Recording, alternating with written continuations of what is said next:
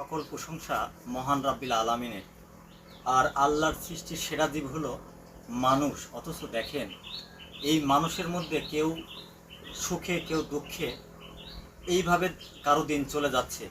কেউ কিন্তু না খেয়ে পড়ে থাকে না আল্লাহর এই সৃষ্টির সুন্দর দুনিয়াতে।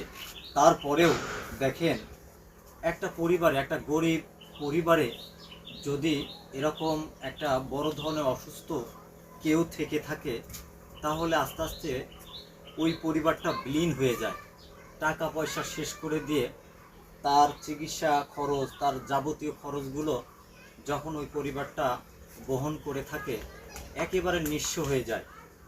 আপনারা দেখতে পাচ্ছেন, এই যে এই মেয়েটার বয়স 4 বছর। আমরা অনেক দূর থেকে আসছি, আমরা জানতে পেলাম একটি মেয়ে এখানে ক্যান্সারের রোগী। আর এই মেয়েটার বর্তমান যে সমস্যাটা, এই মেয়েটার ওর হলো, আপনারা দেখতে পাচ্ছেন কিডনিতে একটি টিউমার।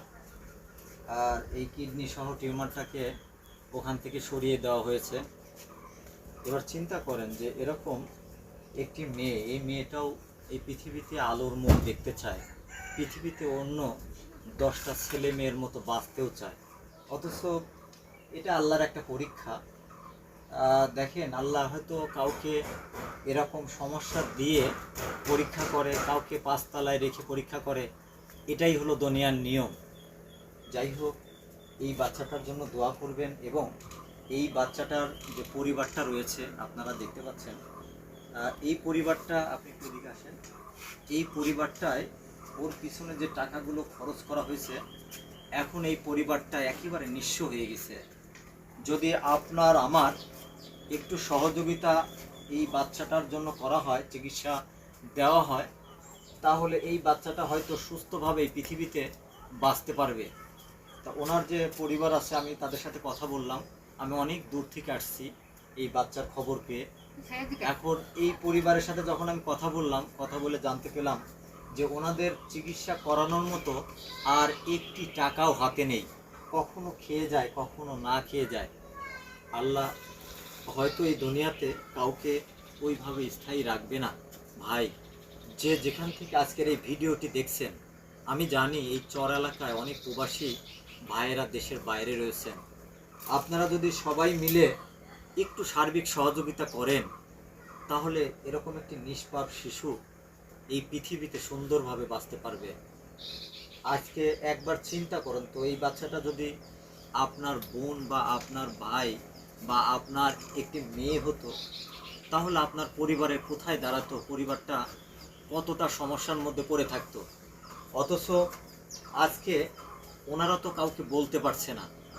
এই অসহায় মানুষগুলো যখন তার পরিবারে একটা করুণ অবস্থা হয়ে যায়, তারপরেও দেখেন মুখ খোলে না, শুধু লজ্জায়। যাই হোক, আসলে মানুষের পিঠ যখন দেওয়ালে ঠেকে যায় আর রাস্তা না থেকে, তখন মানুষের দুয়ারে হাত পাততে হয়। ঠিক এই পরিবারটার অবস্থাও তাই। ওনাদের একসময় আল্লাহ হয়তো অনেক কিছু দিচ্ছে, তারপরেও এই বাচ্চার পিছনে খরচ করে শেষ মুহূর্তে নিঃস্ব হয়ে গেছে। যাই হোক, আমি ওনার পরিবারের সাথে একটু কথা বলবো।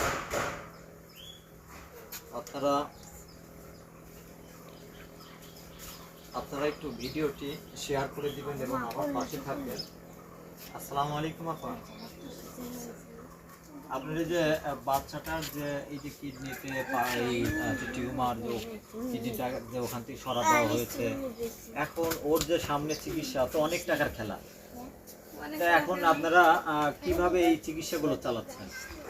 কিভাবে চালাচ্ছি, এতদিন মানুষের কাছ থেকে চা শুনছি, দশজন কাছ থেকে চা শুনছি, চিকিৎসা করতেছি, এখন তো চেষ্টা করে পারতেছি কোন থেকে হাত বাড়াচ্ছি দশজনের কাছে। আচ্ছা আচ্ছা, যাই হোক, আপনারা প্রবাসী যারা রয়েছেন, আপনারা একটু দেখবেন এই পরিবারের জন্য। এখন যদি বাইরে থেকে আপনাদের এই বাচ্চার জন্য, চিকিৎসার জন্য কেউ যদি সহযোগিতা করতে চায়, আপনারা নেবেন?